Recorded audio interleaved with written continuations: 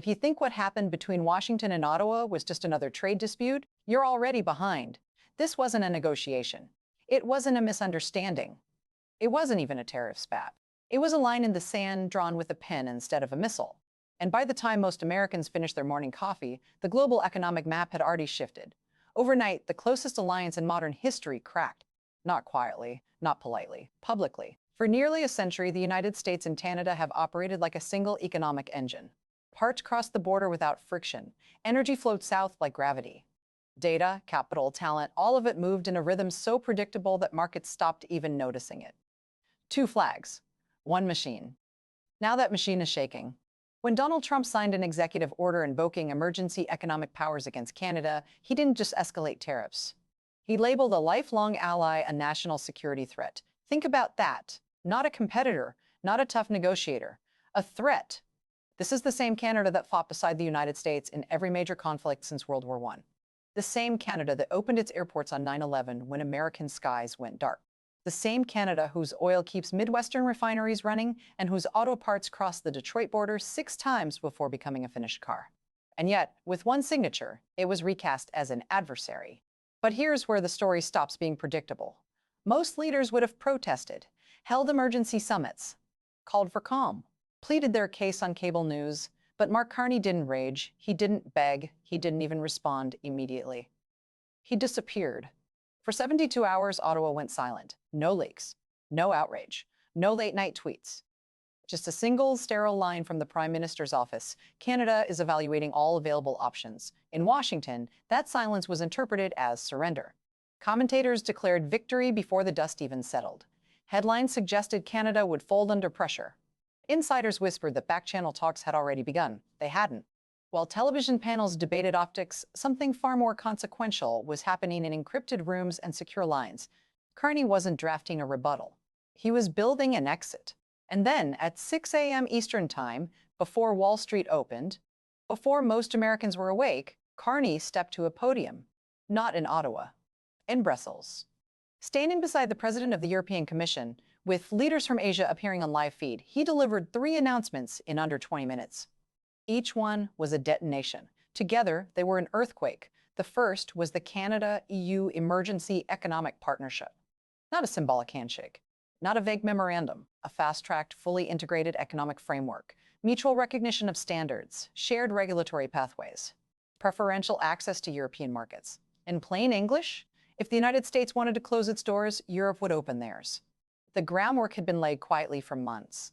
Carney, a former central banker who understands how markets move before politicians do, had anticipated this confrontation.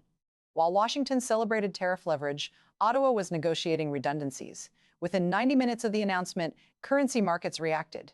Energy futures spiked. Canadian export stocks surged. The euro-Canadian dollar pair swung more dramatically than it had in half a year. Money doesn't wait for pundits. It moves on signals. The second announcement was even more disruptive. The Pacific Corridor Energy Accord.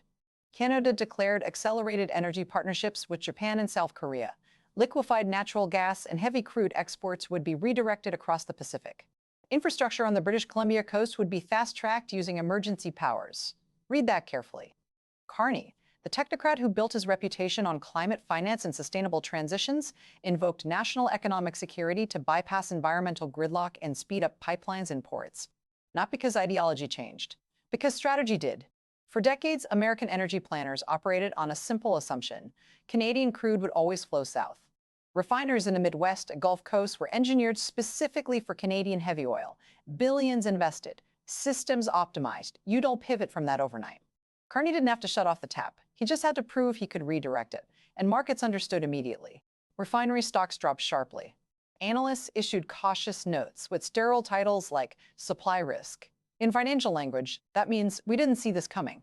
Then came the third announcement, the one that hit Silicon Valley like a cold wave. A digital alliance. Canada, the European Union, the United Kingdom, Japan, and Australia forming a joint digital infrastructure and AI development pact. Shared data standards. Coordinated AI governance. Mutual recognition of digital intellectual property. And the United States was not included. For the first time since 1945, a major Western technological framework formed without America at the center. That matters more than any tariff. Because the next industrial revolution runs on code, compute power, and standards. Whoever defines the standards shapes the terrain.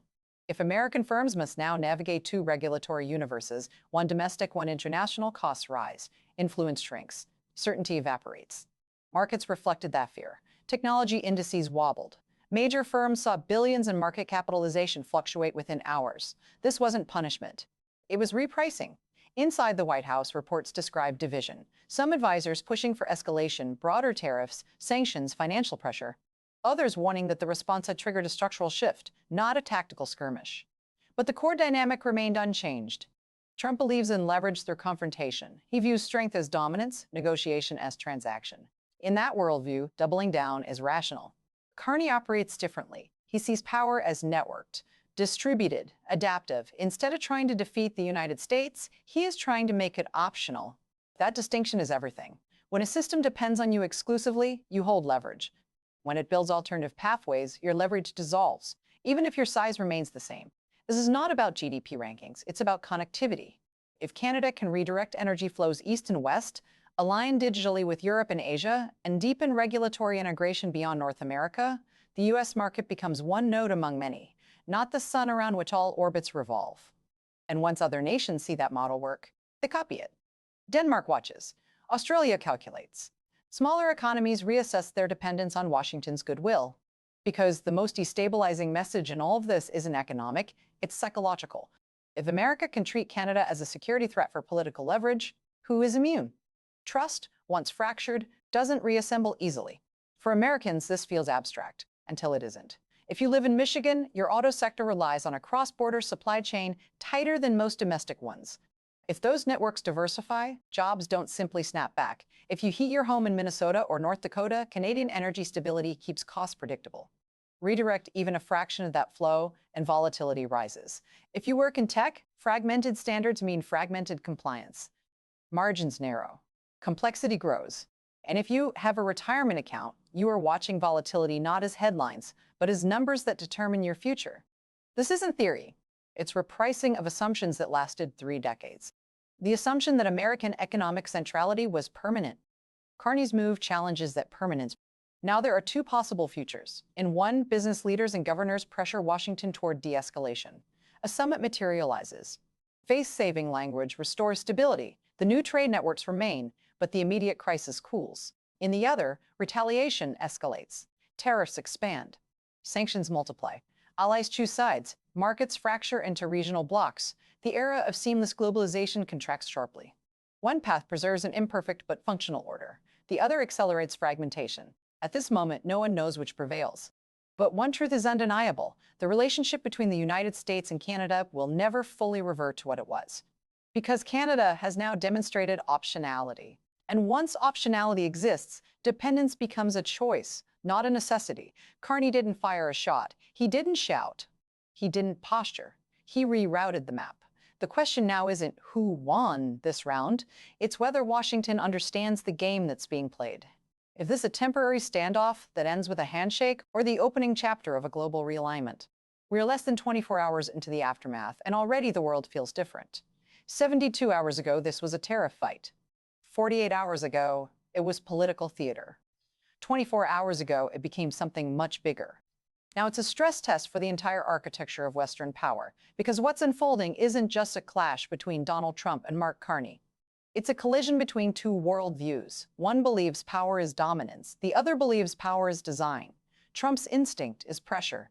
Apply force. Raise costs. Corner your opponent until they yield. It worked in real estate. It worked in primaries. It even worked in some bilateral trade disputes. But pressure only works when the other side has nowhere to go. Carney's entire response was built around one idea: create somewhere else to go. That's why Brussels mattered. That's why Tokyo mattered. That's why the Digital Pact mattered. None of those moves were about immediate retaliation. They were about redundancy, about optionality, about making sure Canada is never again cornered inside a single economic corridor. And here's what makes this dangerous for Washington. Redundancy spreads. The moment other countries see that you can withstand American economic pressure by building alternative networks, they start building their own. Think about Germany. Think about South Korea. Think about India. If the United States can weaponize trade policy against Canada, its most integrated ally, then every capital in the world is quietly asking the same question: are we next? Markets are forward-looking. They don't wait for speeches to end. They price trajectories. Within hours of the Brussels announcement, bond traders were recalculating long-term exposure to U.S. assets. Currency desks were hedging against volatility in North American supply chains. Energy contracts were adjusting to the possibility that Pacific routes might expand faster than anyone expected. This is how structural change begins, not with a bang, with a spreadsheet.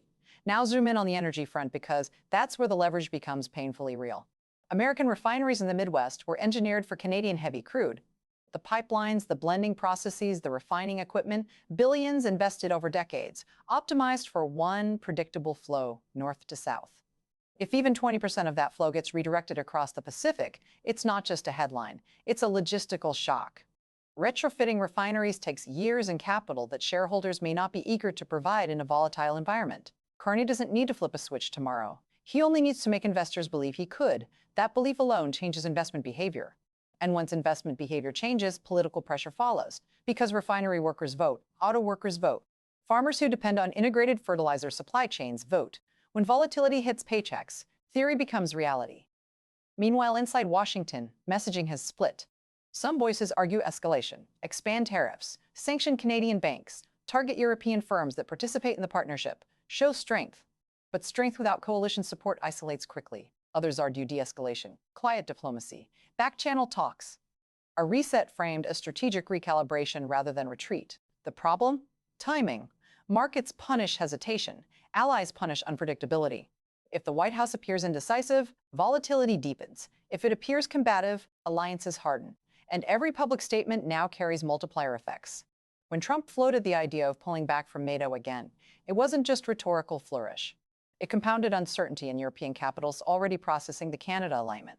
Defense planners in Brussels and Berlin don't separate economic reliability from security reliability. To them, credibility is indivisible. That's the deeper layer here. For 80 years, American leadership rested on two pillars: economic centrality and security guarantees. If one pillar wobbles, the other feels lighter. Carney understands that interdependence is leverage.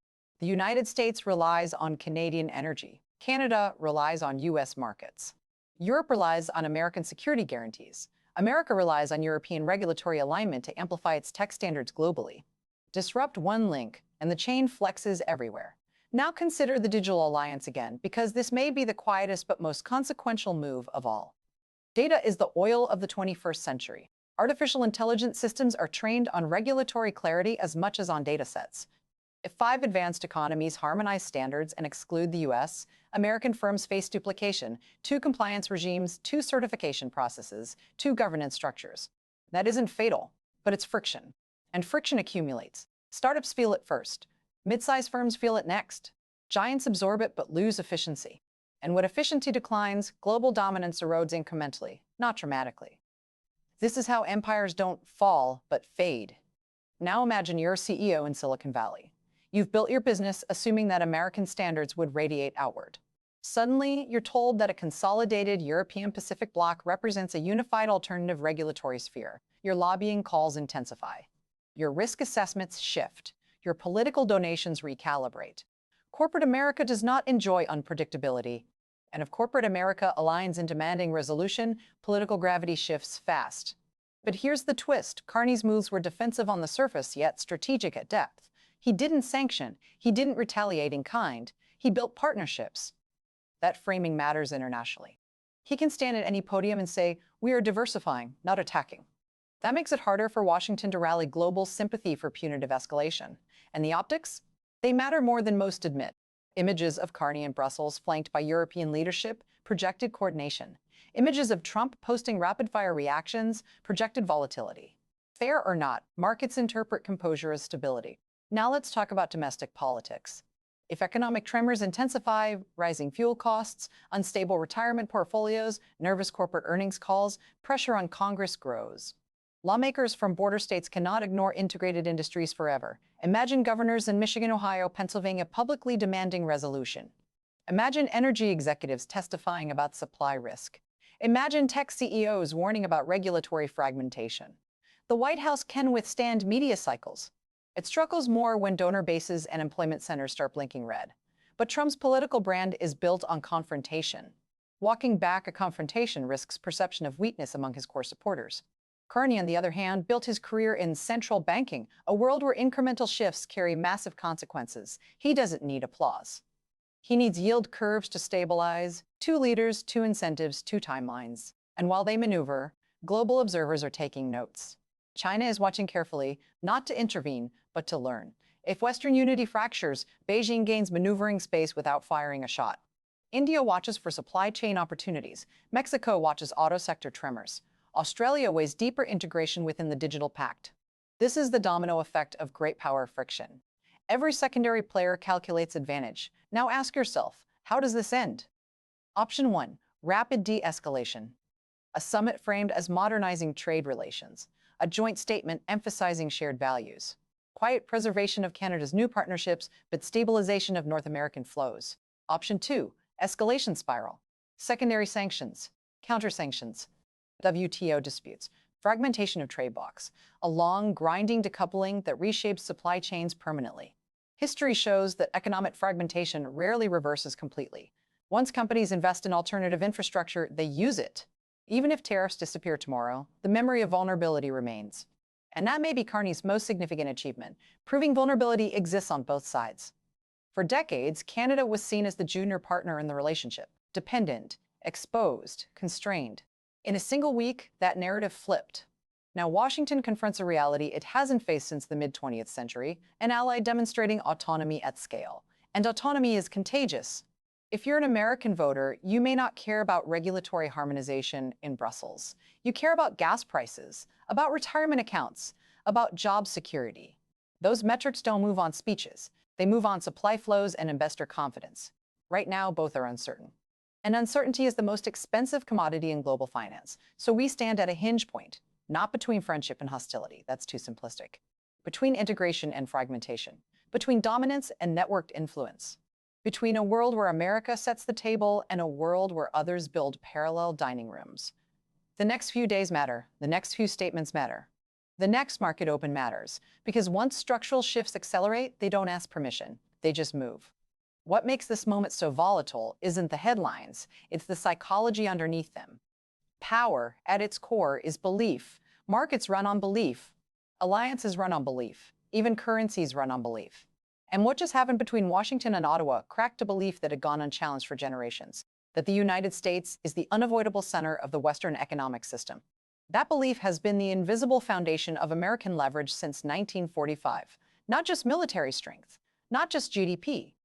Centrality, the assumption that if you want access to global markets, technology frameworks, financial liquidity, you ultimately route through Washington. Mark Carney didn't try to overpower that system. He attacked the assumption behind it. And assumptions, once questioned, are very hard to restore. Look at the language he used in Brussels. It wasn't emotional. It wasn't confrontational. It was technical. Coordinated standards, integrated digital governance, infrastructure acceleration, supply resilience, the vocabulary of stability. That's deliberate. Because the more he frames Canada's pivot as risk management, the harder it becomes for Washington to frame it as aggression. Meanwhile, Donald Trump frames the situation in personal and nationalistic terms: betrayal, unfairness, strength. That energizes his political base. But global markets don't trade on loyalty, they trade on predictability. And right now, predictability favors the side-building networks, not the side-threatening penalties. Let's zoom in on something most people missed. Timing. Carney announced all 3 initiatives before U.S. markets opened. That wasn't accidental. By doing so, he ensured that the first reaction would be financial, not political. Prices moved before talking heads could spin narratives. Algorithms reacted before op-eds were written. In the modern world, the first reaction often sets the tone for everything that follows. And the first reaction said, "This is structural. Now let's talk about Europe." For years, European leaders have quietly worried about over-reliance on American security and American tech. They cooperated because the alternative seemed too costly. But when Canada, a G7 nation deeply embedded with the US, demonstrates an alternative alignment path, it lowers the psychological barrier for others. The European Commission didn't just stand next to Carney out of courtesy. They saw opportunity, a chance to strengthen transatlantic ties that don't run exclusively through Washington. That's a subtle but powerful distinction. In energy markets, similar recalculations are happening. Japanese and South Korean officials aren't signing on to the Pacific corridor for symbolism. They're securing supply diversification. In a world of unstable choke points and geopolitical tension, diversified energy sources are strategic gold. By offering Canada as a Pacific anchor, Carney isn't just protecting Canadian exports, he's embedding Canada into Asia's long-term energy planning. That's how you create dependency in reverse. For decades, Canada depended heavily on the US market. Now, parts of Asia may begin depending on Canadian supply. Dependence flips leverage, and leverage shifts influence. Inside the United States, the ripple effects are only beginning to surface. Corporate boards are convening emergency sessions. Supply chain managers are modeling alternative sourcing scenarios. Hedge funds are adjusting exposure to sectors most vulnerable to North American disruption. The volatility you see on your screen is just the surface expression of thousands of quiet recalculations happening in real time. Here's the uncomfortable truth. Global integration was built on trust as much as trade agreements. Trust that contracts would be honored. Trust that allies wouldn't be labeled security threats overnight. Trust that economic disputes wouldn't escalate unpredictably. Once trust weakens, transaction costs rise everywhere. Insurance premiums climb. Hedging increases. Legal contingencies expand. Capital slows. That slowdown doesn't show up instantly. It creeps in, quarter by quarter, investment by investment. And then one day analysts say, growth has moderated unexpectedly. It never feels dramatic when it happens. It feels gradual. But gradual erosion reshapes decades. Now consider the military dimension, because it's impossible to separate it completely. Economic fragmentation among allies complicates coordinated defense planning. Shared technology standards underpin secure communications. Integrated supply chains support defense manufacturing. If digital frameworks diverge, interoperability weakens. If trust erodes economically, it seeps into security calculations. No one is talking about that publicly yet, but planners are thinking about it. Carney's strategy appears simple on the surface: diversify. But diversification at this scale signals something deeper, a willingness to accept short-term friction for long-term autonomy. That's a high-stakes bet. Because if global markets tumble severely, Canada isn't immune. If US retaliation escalates aggressively, Canada absorbs shockwaves too. This isn't a cost-free maneuver, which raises the central question: is Carney defending Canada's sovereignty or gambling with systemic stability? Supporters argue he had no choice. When an ally invokes emergency economic powers against you, you build insurance. Critics argue that accelerating fragmentation risks global slowdown and entrenched blocks. Both perspectives hold weight. But one thing is undeniable: passivity would have signaled weakness, and weakness invites repetition. By moving fast and multilaterally, Carney sent a message not just to Washington but to the world. Canada has agency. Agency changes negotiation dynamics forever. Now let's examine Trump's potential next move. He could escalate tariffs beyond symbolic levels, targeting sectors designed to pressure specific Canadian regions. He could threaten financial measures. He could attempt to fracture the new alliances by offering selective concessions to Europe or Asia. Or he could pivot, frame the confrontation as a necessary disruption that led to a better deal, and invite Carney to a summit that stabilizes markets. The pivot would calm investors. The escalation would test them. Trump's political brand thrives on confrontation victories. But financial markets don't award style points, they reward stability. If Wall Street pressure intensifies, if retirement accounts swing wildly, if fuel prices edge upward, political calculus shifts quickly.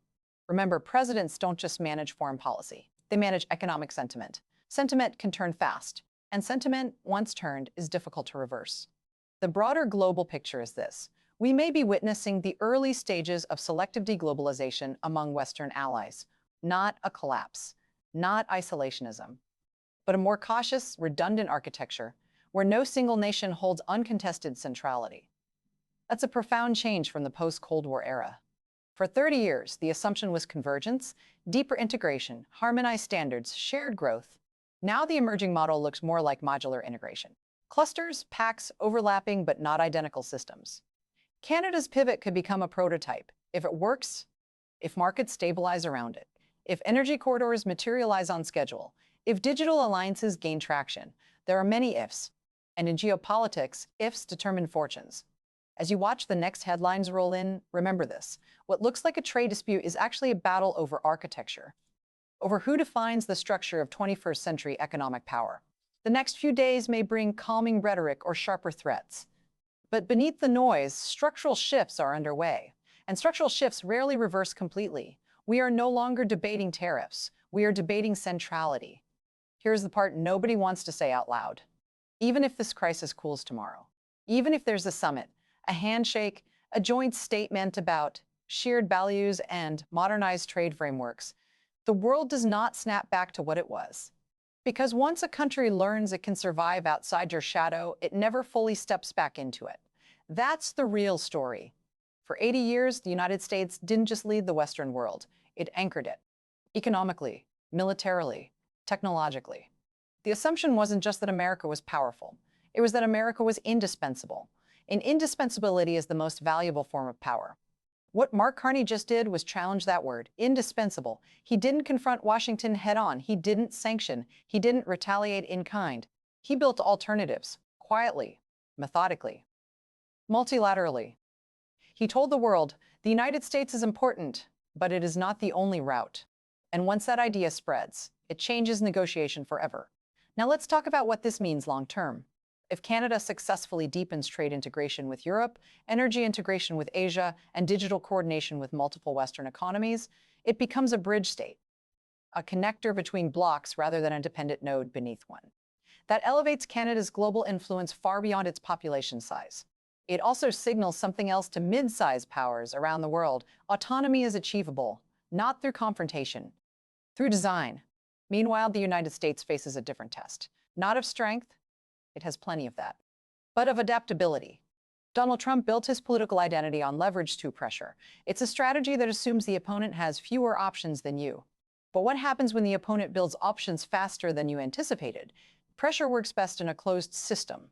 In an open networked system, pressure redistributes energy. It doesn't always concentrate it.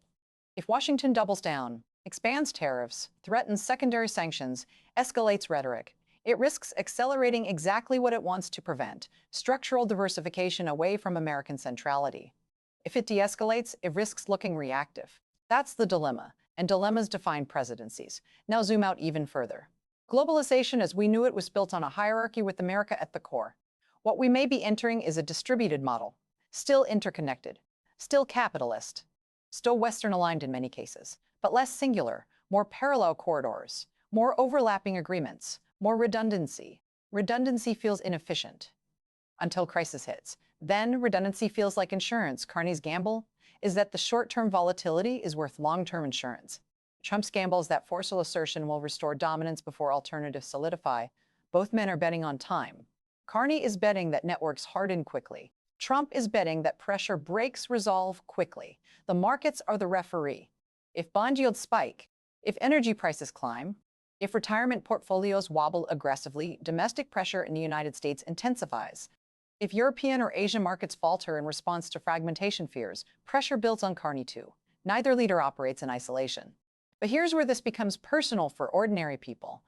If you work in manufacturing tied to cross-border supply chains, your job stability now depends on political calculus thousands of miles away. If you own stocks in major tech firms, your portfolio now reflects regulatory geopolitics. If you heat your home with energy stabilized by Canadian flow, your bills may reflect strategic signaling. This isn't abstract foreign policy. This is interconnected risk made visible. And there's a deeper layer still. Trust. When an ally invokes emergency powers against you, trust fractures. When you respond by building new alliances without them, trust fractures further. Even if both sides reconcile, memory remains. Future Canadian leaders will remember this week when negotiating future agreements. Future American policymakers will remember how quickly diversification occurred. Caution will replace assumption. And assumption was the glue that held effortless integration together. Without assumption, every deal requires more safeguards, more clauses, more contingencies. That slows everything down, not dramatically, but steadily. Now, I promised you two paths earlier. Let's revisit them with clarity. Path 1, stabilization. Corporate America applies pressure behind closed doors. Border state governors demand resolution. Quiet diplomacy opens channels. A summit is announced. Both leaders claim victory in different language. Markets exhale. Volatility eases. The new partnerships remain but coexist with a recalibrated North American framework. In this path, the damage is psychological more than structural.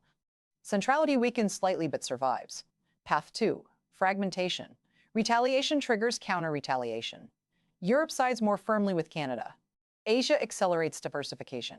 American firms face dual regulatory regimes. Energy corridors shift faster than anticipated. Political rhetoric escalates. Investment slows across blocks. In this path, the world enters an era of semi-aligned clusters rather than a unified Western core. Neither path happens overnight. But we are standing at the fork. History rarely announces itself when it turns. It feels like noise in the moment. Confusing headlines, volatile charts, beaters posturing. Only later do people say, that was the week everything shifted. Is this that week? It might be. Because this confrontation isn't about aluminum tariffs or crude shipments or digital standards in isolation. It's about who designs the operating system of the Western world in the 21st century. Is it centralized or distributed? Is it enforced through dominance or stabilized through networks? Carney's blueprint suggests the latter. Trump's instinct suggests the former. And the world is watching which model proves more resilient under stress. There's one final truth that cuts through all the strategy. Neither country truly benefits from permanent fracture. The United States and Canada share more than trade. They share geography, defense, culture, history, families across the border longer than any other in the world. That reality doesn't disappear because of executive orders or emergency partnerships, but it can be strained, and strain changes behavior. The coming days will reveal whether this was a warning shot that led to recalibration or the opening move of a broader realignment. One thing is certain, the illusion of automatic alignment is gone. Alignment now must be chosen, deliberately, repeatedly, publicly. So here's the question that will define the decade. Does America adapt to a world where influence is shared through networks? Or does it fight to preserve a version of centrality that others are already routing around? And does Canada emerge stronger for asserting autonomy or more exposed for testing the system? We are watching power reconfigure in real time, not with tanks, with trade flows, not with soldiers, with standards, not with explosions, with signatures. And when the dust settles, one lesson will remain. In the 21st century, the most powerful weapon isn't force, it's optionality. Now the only thing left is to see who masters it.